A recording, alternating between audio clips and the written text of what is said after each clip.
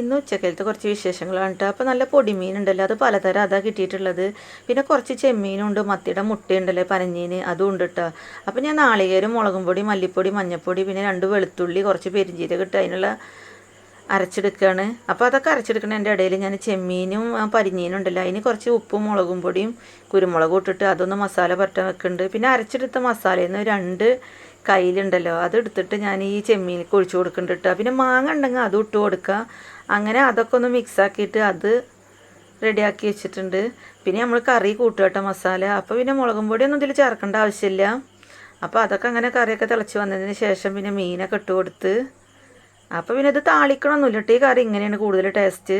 പിന്നെ നമ്മുടെ ചെമ്മീനും പനഞ്ഞീനും കൂടിയിട്ട് അതും ഒന്ന് വറ്റിച്ചിട്ട് നല്ലോണം വേവിച്ചെടുത്ത് അത് വെന്തതിന് ശേഷം പിന്നെ കറിവേപ്പില ഇട്ട് കൊടുത്തിട്ട്. അപ്പോൾ അതാണ് ഇന്നത്തെ ഉച്ചക്കലത്തെ ലഞ്ചിൻ്റെ വിശേഷങ്ങൾ.